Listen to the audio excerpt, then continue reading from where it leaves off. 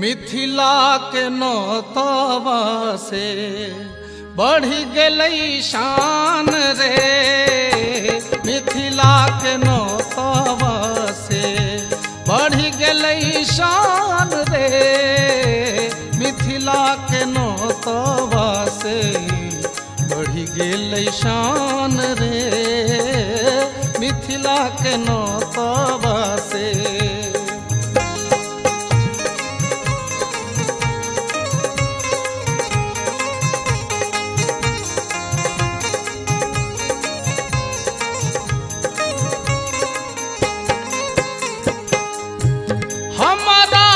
चाहिए पाहुन है, हमारा न चाहिए पाहुन जोग जप ध्यान रे।